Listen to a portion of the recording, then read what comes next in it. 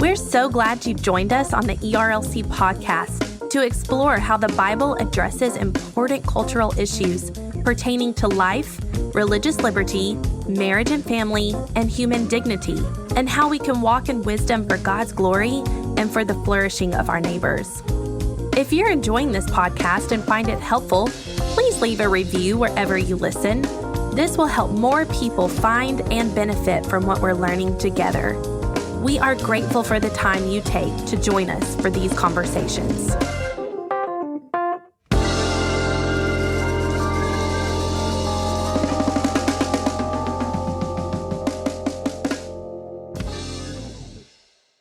You're listening to the ERLC podcast. Pause 1 second. I accidentally messed something up on our website. You broke our website? I know. I was updating something and then dang it. What's today? Oh, the 18th? Okay. Today's the 18th? Yeah. Yep. Which is good.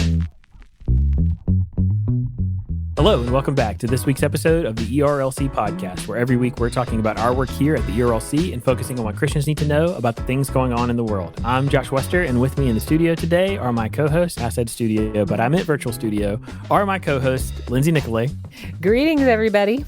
And, guys, big day, special guest, Big day. Jenn Kintner. Hey, y'all. She says y'all, and she's from California. We've trained her well. She's from California. Yeah, so if you guys don't know who Jenn is kind of this, she's kind of the brain of the Nashville ERLC.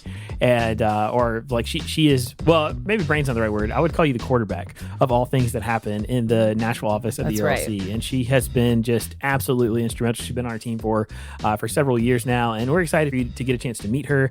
She and I have done a number of things together in terms of writing projects and hopefully future projects. And so anyway, all kinds of things to be done. But since Brent is out, we've asked Jenn to sit in with us this whole time. And so she's going to be just a part of the podcast today. And later in the show, we will interview her a little bit so that you can get to know her a little more specifically.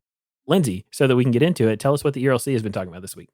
Well, I wanted to start off with an important explainer about the crisis that children are facing at the southern border. So our policy staff out of DC has put together a good rundown on this issue and what you should know about it. And it is just heartbreaking. So we know that during the Trump administration, there was this same crisis that was happening of unaccompanied minors at the border. And the problem is still there and it's increasing.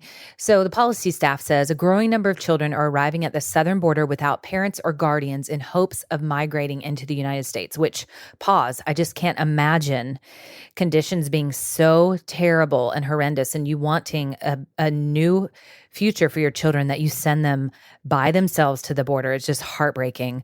So in the month of February 2020 alone, the article states nearly 9,500 accompanied children were taken into U.S. border custody. That was a 21-month high. And then as of March 2nd, a complex in a part of Texas that was designed to hold 250 people was housing more than 1,800 people. So this article explains what the conditions are like for the children, how this is a part of America's larger immigration problem, what's going wrong right now, how the government is responding, how the SBC has engaged. So it talks about a resolution that was passed in 2018. And then it speaks about how we as the ERLC are advocating on this issue and what is happening next. I know it is a complicated issue with lots of discussion going on, no easy answers, but hopefully this explainer gives you a bit more of a conversant understanding so that you can talk to those in your life about this issue, why it is so important, because at the heart of it are these children who are God's image bearers, and we want to be able to stand for their dignity in whatever way that we can. Lindsay, I was so thankful for this explainer.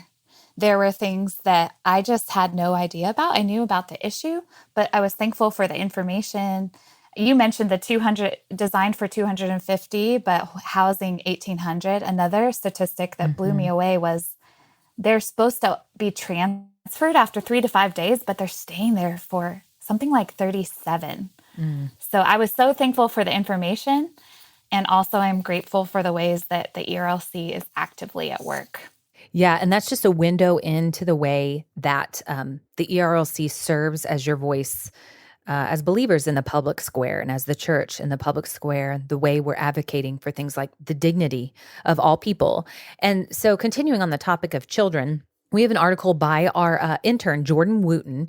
He's written a piece titled, "Does the Value of Children Depend on Their Usefulness? Children are a gift, not a liability." And in this article, he's responding to a 2017 article that basically compares the worth of children to their carbon footprint. So it's an egregious argument that boils down to the fact that because children have a heavy carbon footprint and they bear more weight, let's say, on the environment than activities like eating meat, driving a car, and traveling by plane, that if you have too many kids, it's irresponsible and harmful to the planet. So Jordan breaks this ridiculous argument down and says basically it's a utilitarian view of children, or it values them based on their usefulness. And that is a slippery slope that extends into people with disabilities, all kinds of other individuals, a slope that the Bible does not give us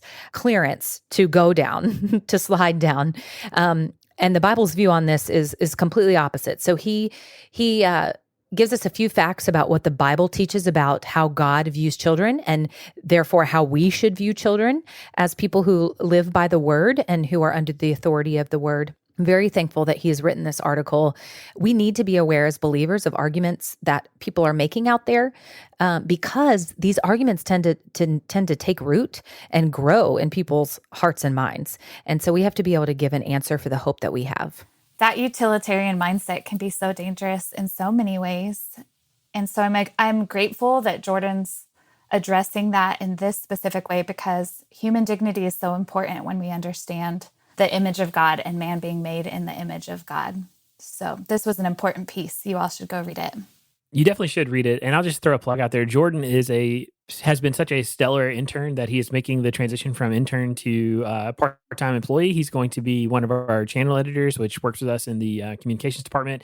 And man, like, this piece was really, really good because it just combats something that is this kind of lie perpetuated by our culture, which is that children should be measured in terms of their utility or some other means, instead of recognizing their inherent dignity. Children matter because they're children, because they're image bearers, and we don't need a better reason than that to value them and to celebrate them and to welcome them into the world. We should not find ourselves in this place where we're questioning their existence, their worth, or anything like that. This was a really, really helpful look at that idea. And finally, because this Sunday is recognized as Substance Abuse Sunday in our SBC churches, we wanted to share an article that dealt with substance abuse. So David Dunham, who is a pastor who does a lot of counseling with people with addictions, has an article titled, "Why Addicts Must Learn to Practice Honesty: Deception's Role in Aiding Addiction." This article is important, and it rings true to my own experience, not as an addict, but as someone with addicts in my family. I have seen how hard it is to practice honesty. I have seen how easy it is to deceive and how that becomes a habit. And that's exactly what David is saying. In fact, he quotes Brad Hambrick, who's a counselor that has been heavily involved in our sexual abuse initiatives. And his quote is, "Honesty may be more difficult than sobriety." And that's because many addicts have learned to lie in such a way that they cover up their addiction. And so it's become just like second nature to them. So they have to learn how to be honest. And David says that you have to just practice truth-telling. So he gives examples of this. He gives examples of why honesty is such hard work. He speaks about the role of the church, the role of community in somebody's life as they're seeking to practice honesty and break free of their addiction. And what he says at the end of this article is, addiction and deception go hand in hand, but you can learn to tell the truth about yourself and your problems with the Spirit's help. By practicing truth-telling, you are already beginning to change. By continuing to do it, you are growing. You know, Lindsay, this is one of those pieces that it's important that the ERLC exists to create this kind of content, because for a lot of us going through our normal lives, we may not have dealt with serious issues related to addiction ourselves, or maybe we don't have somebody in our immediate family that has, but we get questions all the time from people who are trying to minister to people who are in the midst of addiction, or people who are actually struggling. And this is one of those resources that we can put in their hands because for a lot of us, we're just not equipped to try to help people deal with something that can be overwhelming and all-encompassing in terms of overtaking their lives. And so this was a really excellent piece that I really appreciated because it focuses on something as basic as truth telling. And some of the questions that are highlighted in that piece are just really helpful. Even as I read it myself, I was going, man, like, do I have these practices in place in my life? Do I tell the truth? Do I tell only the truth? Do I tell the whole truth? Like those are really incisive questions that can help all of us as followers of Christ be more honest in our lives. So it actually has some value even beyond just this narrow topic of addiction. That's a great point. It's not just for addicts, but it's for all of us as believers. We're called to be those who speak the truth. And what I appreciate about this too is that we can be tempted to just simplify things down and try to give somebody a verse to help them. And while the Word of God does have power, what I've seen with people who deal with serious addictions is that it doesn't always make sense. And the solution is not a one-stop shop. And so people need the power of God in the Word of God, coupled with practical ways to apply that and practical ways to seek transformation and to put on the new self.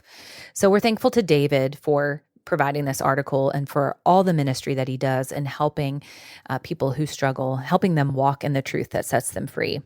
As I say every week, we have lots of great resources on our site, but for now, that's your look at what's happening on ERLC.com. So this week for the culture section, I picked 5 stories that I think would be good for us to work through. This first story that we're going to look at is pretty sensitive. And so if you have little ears with you in the car or wherever you might be listening to the podcast, maybe skip through this first section and pick us up when we're talking about the White House. And you can circle back to that later.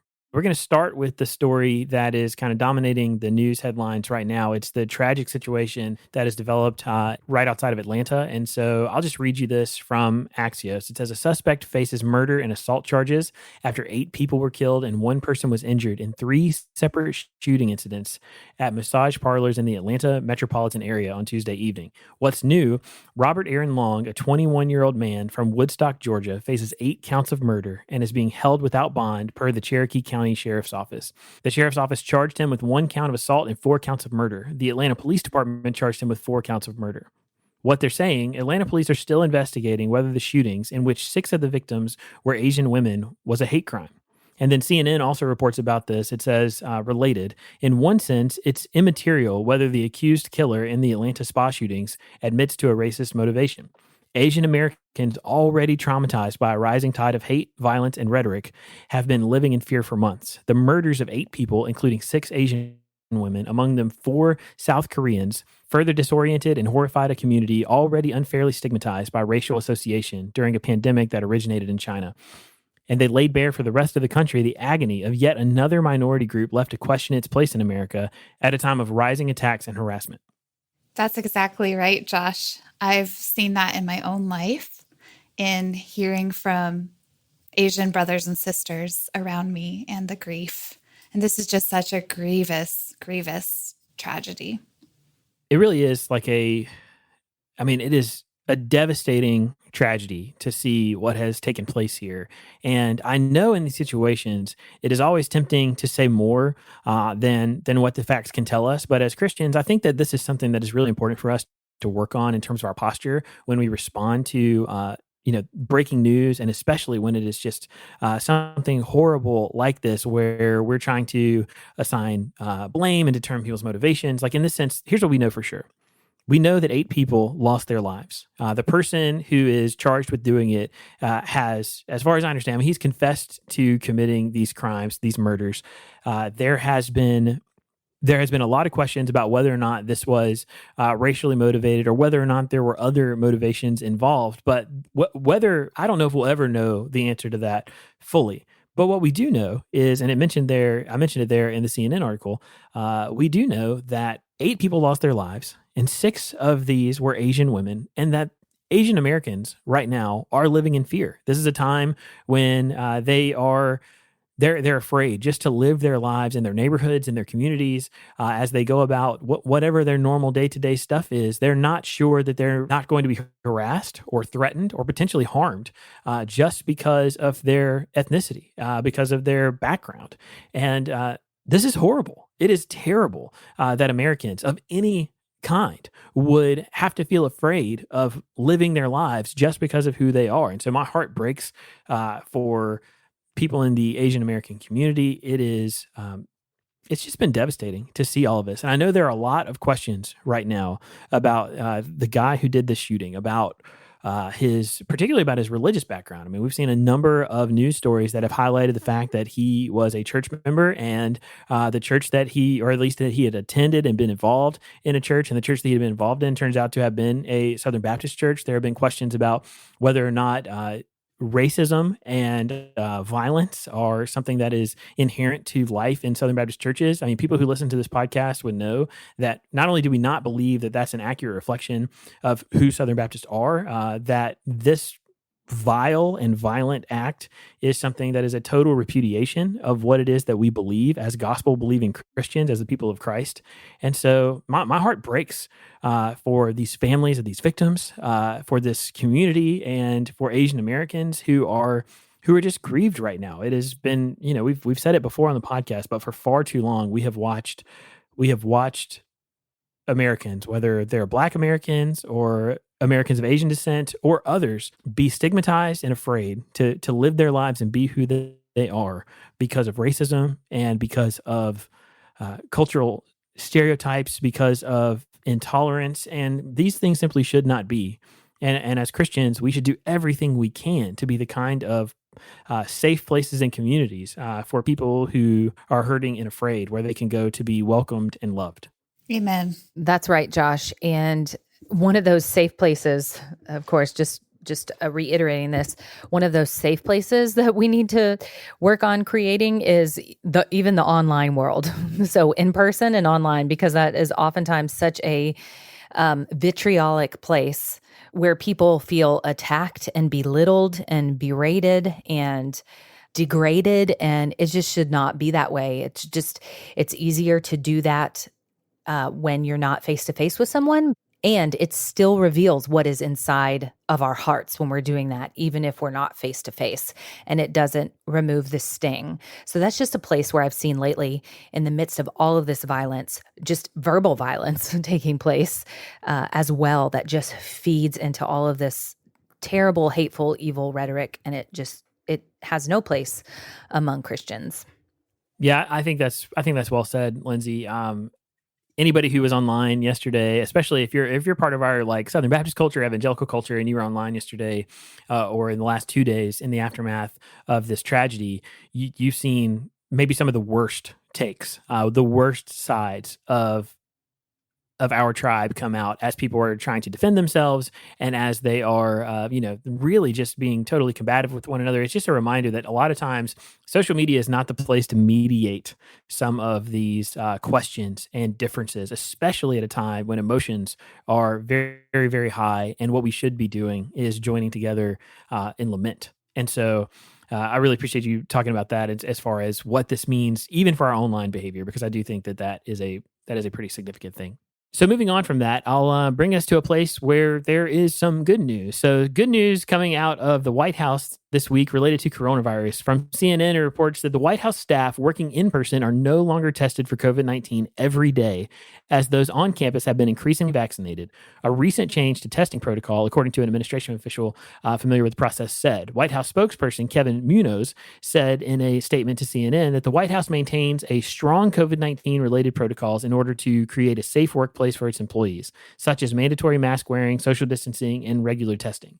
Now, look, this is not necessarily the really excellent news that we're all looking forward to. Like, I'm looking forward to people being able to go back to the office maskless, not paying any attention to our physical distance from one another, and just going back to normal life. But this is surely a sign that we are there. I mean, the White House being able to relax its COVID protocols is a good sign for the rest of us.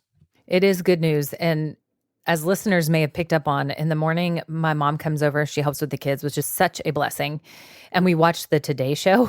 And so So they have been talking more and more about traveling and making plans for the summer. So it's just another indication that things are starting to pick back up and that things are going back to quote unquote normal, whatever that new normal might look like, because I anticipate that things will be different still. But this is some good news, and I am looking forward to more and more good news in the future as it relates to COVID. And I appreciate that kind of measured response that sees the hope on the horizon and is moving towards normalcy, but also recognizes that we need to take safety measures right now. That's good. That's Jenn is my safety buddy throughout this whole COVID thing. I also want to ask one thing, Jenn. As someone from Florida and who lives in Tennessee now, what is measured? I do not know why I say that, but ever since high school, people have been like, wait, say that word again? Measured. I say treasured. Pleasure. That's awesome. I love it. Just having to give you a hard time. And I was just going to let it slide. I didn't even notice, but that is hilarious. So sticking with the theme of good news. So all of you or most of the listeners to this podcast have probably already received or looking forward to receiving your stimulus checks. Look, we won't get into the politics of whether or not stimulus checks are good or bad. We can just say, I haven't met anybody who plans to give theirs back. So it is a thing that all of us plan to, if you're going to receive one, all of us plan to put those things to some use and hopefully good use. And it's something we're all excited about. But attached to that, we actually wrote at the ERLC an explainer this week on new federal efforts to reduce poverty in America, and particularly with child poverty. So I want to just read this to you quickly, but this is a really big deal that was attached to that massive stimulus package that they just passed as a part of that, those stimulus checks that you're all going to be enjoying were part of. So from the ERLC, we said 2 recent congressional programs, one proposed and one already passed, may have a significant effect on poverty in the United States. The recent $1.9 trillion pandemic relief bill, called the American Rescue Plan, includes a number of benefits that will affect low-income individuals and families. Although this relief only makes changes for 2021, it could be extended or used as a model for other poverty-reducing programs in the future. So one particular part of this, it says, how would the American Rescue Plan affect overall poverty? An analysis by the Center on Poverty and Social Policy at Columbia University found that this legislation could cut the overall poverty rate in the U.S. from 12.3% to 8.2% and reduce the level of poverty for children under 18 from 13.5% to 5.7%. Now, that is the number that I have been so focused on, the dramatic reduction in child poverty. Because, it's one thing, it's kind of a separate consideration for what we talk about when we're talking about poverty among adults, because that is so complex and multifaceted. But when we're talking about poverty for children under the age of 18, these are minors. They're not supposed to be at a stage in life where they're capable of providing for themselves or sustaining themselves. And so seeing that currently the child poverty rate is at 13.5%, like that was jarring to me when I first saw it. And then realizing that just through some of this legislation, there's hope to reduce that from 13.5 down to 5.7. Imagine the number of children's lives that would fundamentally change, that would bring their quality of life up in ways that for most of us, we could never even appreciate the difference, but for them, it's going to make all the difference in the world. So that was something that was really exciting to me. That statistic on child poverty is shocking to me as well. And as you said, people can have different views on the stimulus checks and government involvement. But as believers, we want to care for our neighbor and be thinking about, when we know that fact, how do we respond to it? And how can we love those kids? And it makes me mindful that I have a friend who's really good with finances. And they've been thinking through, as a couple, how do we use our stimulus check because our jobs haven't changed and our budget hasn't been impacted? And I love the way they've thought about it. They've thought about, how can we put this money back into our local economy? How can we use it to give our kids each some, to think about being generous and to give to organizations where their kids are choosing, this is something I'm passionate about and that God has called us to work towards, so we're going to give to this area. And then they also have been thinking through, where should we be giving? We've adopted, and we were blessed by people who gave to our adoption. So who's adopting now and helping meet that child poverty crisis through adoption that we can be giving to there? May their tribe increase, Jen, because wow, like a dagger through the heart. I've been thinking, what home improvement project can I do with our stimulus check? And I have given it a fleeting thought about how could I give this money away? But I sadly haven't returned to it. So that is just convicting. And I think might be convicting for some of our listeners as well. I know the Lord will call us to do different things, but I love the heart of that family, the heart behind their generosity and what they want to do with it. And just from the standpoint of thinking of child poverty, I cannot imagine not being able to feed my children or not being able to give them just their basic needs. And even as a child, the insecurity that might come from that I might not even know, not knowing where your daily bread might be coming from. So I am thankful that our government, regardless of people's views, and I am no expert on it, can somehow help these children. This is something that, my own family, my own experience, I've been really, really blessed. I've never had a situation or a time in my life where I did not know where my next meal was going to come from, or that I wasn't going to have the basic necessities for life. But there are people who I am very, very close to for whom this has been a definite reality. And in their situation, legislation like this or this kind of financial relief would make such a substantial difference that it is difficult to even articulate. And while we're also talking about adoption and other good things, so one of our colleagues, and I don't know if we should do this, but we'll just do it anyway. One of our colleagues is in the middle of an adoption process right now. They are fundraising because it's really, really expensive. And so if you happen to follow Chelsea, who is a regular guest on the ERLC podcast, you can check out her on social media. She's prolific on Twitter. She's there all the time. So if you are on Twitter, you can see that. But she's got links to her adoption fundraiser. And we would love for you to support Michael and Chelsea as they are fundraising to become parents to a child who needs the love and support of a family. And so, look, we'll just throw that one out there for free. We'll drop a link to it in the show notes to where they are doing that fundraiser. And look, if you support that, we would be really, really grateful.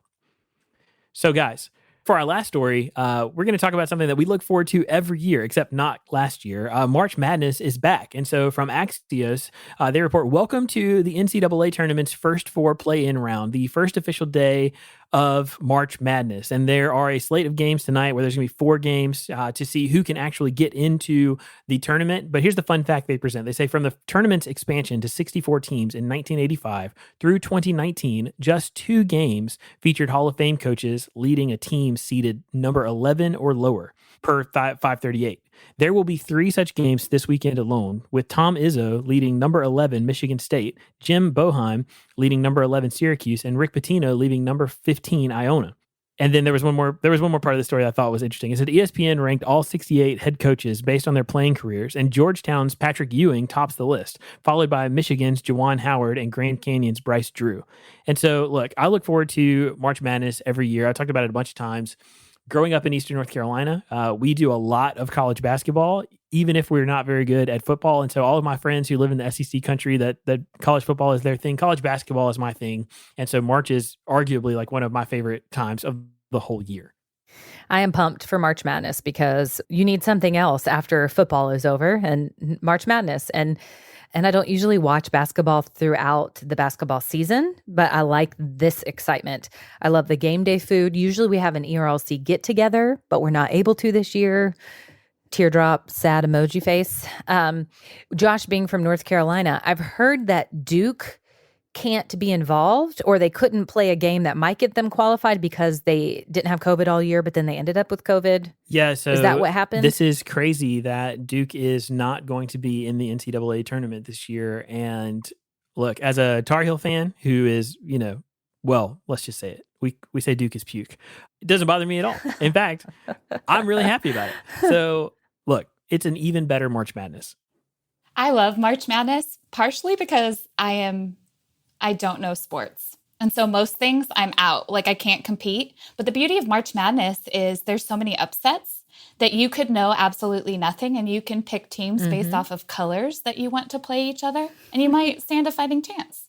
So it's fun to jump in, as Lindsay said, for the food and the fellowship. Right. And y'all all would need a Jenn to live near you during something like this when food is a center point, because she excels in baking and cooking, loves to feed you. And so, Jenn, hint, hint, if you want to drop anything by the house during March Madness, that would be awesome.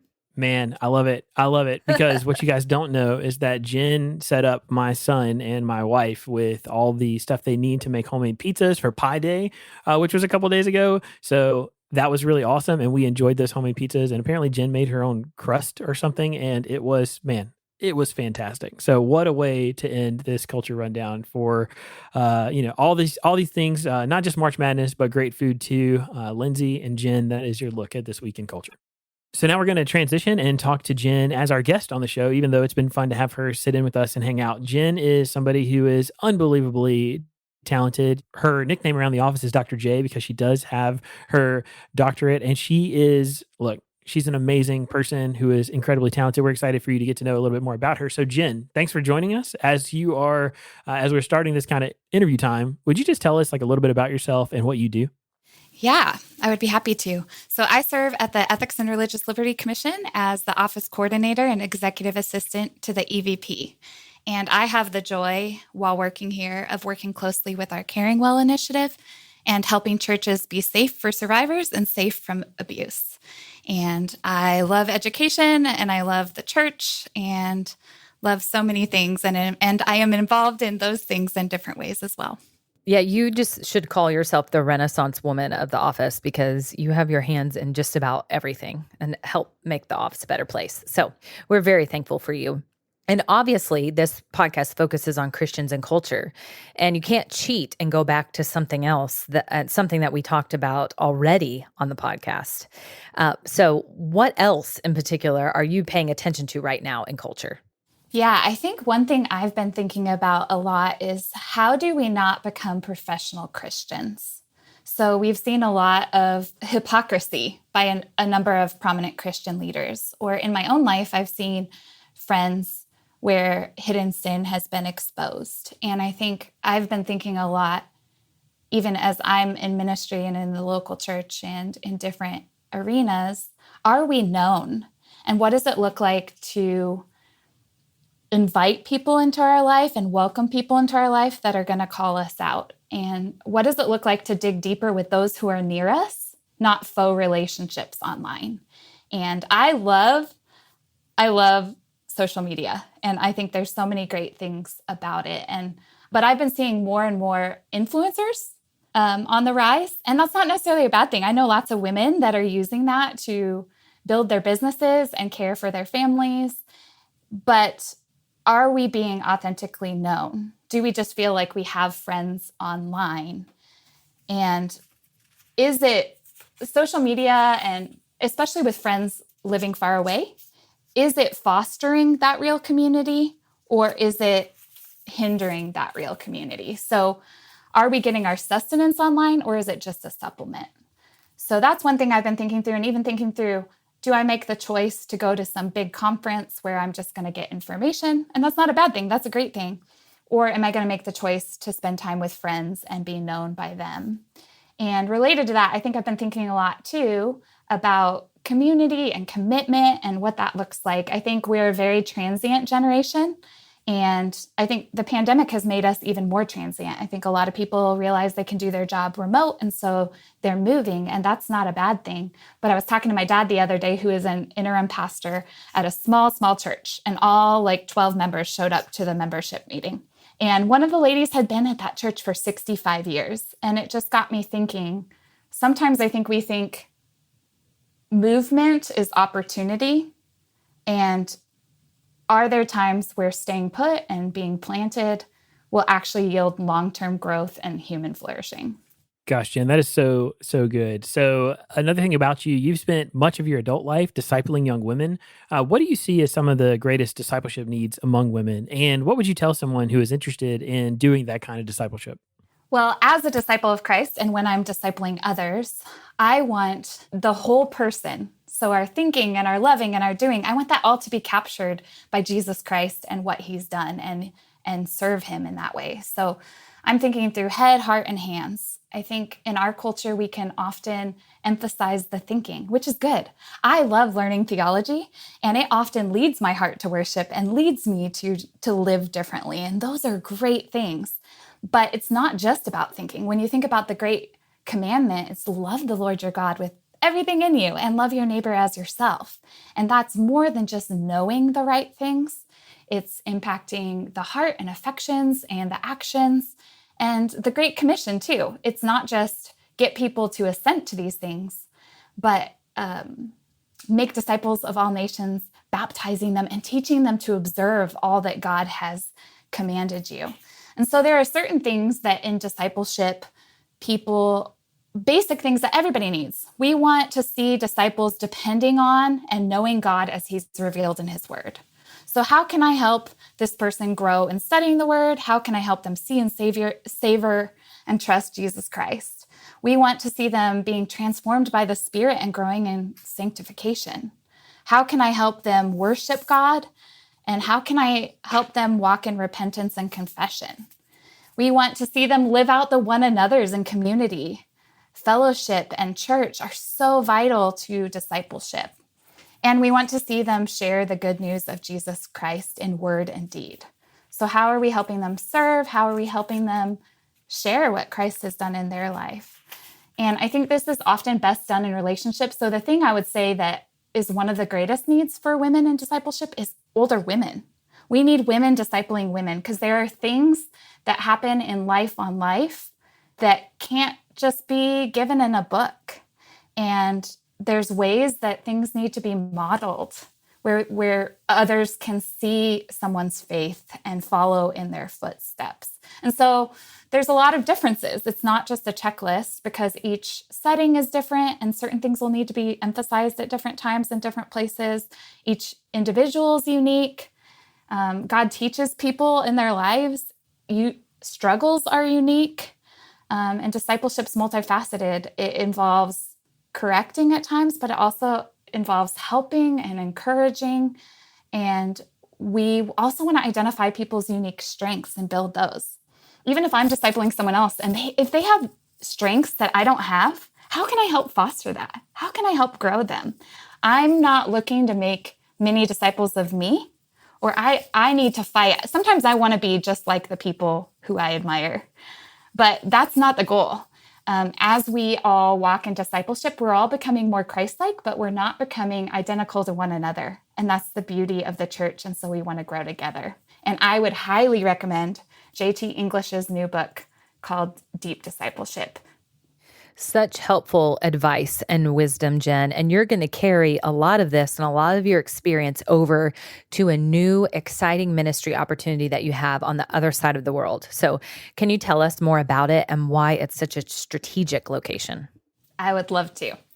Lord willing, I'm moving to the Arabian Peninsula to serve in a training ministry of a gospel-centered local church that equips Christians for faithful ministry and church planning around the world. The nations are coming to this metropolis and are being sent out to places we as Westerners often can't go. None of them retire there. Only locals are allowed to retire in that country. And so they're all being sent out, and they're going to return to their home countries or to another place to share the good news of Christ. They already speak the languages and know the cultures, so it's a really great opportunity. And one of the church planners there told me a story of a young man who moved there for work. And he was from a region immersed in the prosperity gospel. And during his time there in the church, he really grew and was discipled and taught solid theology. And when his work visa was not renewed, he was so disheartened and disappointed. And in small group, he said, I'm moving back to where no one knows the true gospel. And he said that through tears because he was so sad to be leaving the church where he had grown. And another young Christian who was sitting next to him said, yes, but you know the true gospel, and Christ is sending you there. And I think that's such a picture of the opportunity there, where here's a multi-ethnic, multicultural church with 60 different nationalities represented. And even in the training program alone, in the first year, there's 25 different countries represented. And around 50% of those students are women. And so I'll be going with a specific eye for how can we train and disciple these women And I'll be teaching courses and using my love for discipleship, hospitality, and administration. And the need and opportunity is so great that I'm praying that the Lord would allow me to go sooner rather than later. Okay, Jen, so for fun, we talked last week about the 1-year anniversary of the COVID lockdown. Could you just, because you're a big time reader and just, all around smart person, could you name for us a book that you read during this time that you would recommend, or something that you watched during the pandemic that others might enjoy? And anything you want to share, whether movie, book recommendation, or just something you learned. Sure. I think I'm going to cheat because I never like the one thing to recommend or the best thing. And so I'm going to give you a whole category. And that is fiction. I read a lot of fiction during the pandemic, and it was such a blessing to me. One of my former colleagues, who is engaged to our very own Megan Smith, told me once that I function better when I'm reading a little fiction. He's like, you just need a little fiction and joy in your life. And so 2 authors that I've just found a lot of delight in over the pandemic are Andrew Peterson. I read his whole Wing Feather series, which is delightful and fun, but full of gospel truth and helps you think about your heart, but also helps you rejoice in Christ. And I also have read a lot of Wendell Berry. And I love that he writes, his fiction is about ordinary, everyday life and community and the need for commitment and belonging, and how sometimes technology and cultural expectations and our desires can push us to move faster and farther and harder than we were intended to move. And so it has me asking questions about, what do I believe about my human limits? And are some things I think are better, really better, or are they leading us unintentionally away from human flourishing? Another thing I learned from Barry is that joy and sorrows come together in life, and that's the grace of God. I feel things deeply, so I don't like it when I have things to rejoice over and weep over at the same time. Especially when I grieve or suffer, I want everything to stop. But Barry has been showing me that it's God's grace for those things to continue and for new life to come in the midst of loss and joy in the midst of suffering. Well, Jen, thanks so much for sharing all of that with us and for allowing us to interview you. I know it's probably weird to be interviewed by your colleagues, but your insights there were just so good. I particularly love the part where you're talking about discipleship, and you said that the goal of discipleship is not just to clone ourselves. We're not trying to reproduce us, so much we're trying to see other people grow in Christ likeness and in conformity to Jesus. That was really, really good. And then even some of your reflections there at the end about Wendell Berry were just really, really helpful. So thank you for doing that. We're just going to ask you to hang with us one more segment. We're going to move now into the lunchroom, and I will go first this week. So one of the things that I thought about putting in the culture rundown, but kept for this, was the fact that, look, guys, the Dead Sea Scrolls are back in the news. If you don't know what that is, so there's an AP story that comes out of Jerusalem. It says Israeli archaeologists on Tuesday announced the discovery of dozens of Dead Sea Scroll fragments bearing a biblical text found in a desert cave and believed hidden during a Jewish revolt against Rome nearly 1,900 years ago. So we're talking about pieces of parchment that are 1,900 years old that have fragments of these scriptures on them. Now, if you don't know anything about this, so one of the things that people who were critics of the Bible said the first time but they found Dead Sea Scrolls about 60 years ago was that they thought that these fragments were going to show portions of the scriptures that were totally in contradiction to the modern Bibles we have in our hands. But instead of that, what we found is that these fragments of scripture match the Bibles that we hold in our hands, the books that we carry with us to church, that we use to do our devotions. And it just shows you the unchanging and permanent nature of God's word. Now, we don't have any doubt that that's what's going to happen here with whatever they're able to match or authenticate. But we are, I was just super encouraged by it because, look, this is very cool. Just more ways to validate the faith that we all hold to and confess, and to see that, look, we are, as Christians, often in need of being reminded that we are in a modern time, and our faith and practice is a modern expression of Orthodox Christianity, but it's a modern expression of something ancient. Our faith connects us back all the way to Jesus, and really to our forebears, all the way back to those we read about in Genesis, in the patriarchs with Father Abraham. And so Christianity is a historic faith, and this was a very cool thing to see. Well, I'm happy to join the Lunchroom because the Lunchroom is one of my favorite places at the ERLC. And Josh, just a word on your Lunchroom item. I am an archaeology nerd, so I was really excited to see that. And I've actually been on some digs, and at one, I thought I had found something really, really, really cool. And I had it in my basket, and the archaeologist came and chucked it. And I was like, what did you just throw away? And she said, that was asbestos from the 1970s. Oh, wow. So the Dead Sea Scrolls is a great find. Asbestos from the 1970s, not so much. But my Lunchroom item is an old item, but a good item. And I've been thinking about handwritten thank you notes recently. Oswald Saunders in his leadership book talks about the benefit of handwritten thank yous. And I've just gotten some in the mail that have meant so much to me recently. And I'm so behind on my list of thank yous. And I've thought that's actually a good place to be because it reminds me how many blessings that the Lord has brought when I have an ongoing list of things I need to be thankful for. And the reason I've been thinking about it too is moving overseas and having really bad handwriting. I'm excited. A friend started a stationery shop and they are going to be sending handwritten thank you notes or handwritten notes on people's behalf. So I can be overseas and send them my email text, which is legible because my handwriting isn't, and they'll handwrite a card to somebody in the States and send it. And so that's what I've been thinking about recently. I love that. I need to get better at sending handwritten notes. We have a friend that we used to work with that is an older and wiser lady, and she sends me cards frequently, and it is just great. She's awesome. And so first of all, Jenn, I just have to pick on you and say, I think that you mentioned Wendellberry because you want to be on Dr. Moore's good side. So I think that's why you mentioned Wendellberry. So I'm going to do the same thing, but not mention Wendellberry, but mention something that will get me on the good side of one of our coworkers, even though it's not really why I'm mentioning it. So our coworker, Daniel Patterson, his wife is an avid reader. She reads like 200 and something books a year or something crazy like that. So she listens to some of them, reads some of them, counts the books that she's read again, but also has 3 children. So I don't know how she does it. So you could follow her on Instagram, Molly Hart's Books.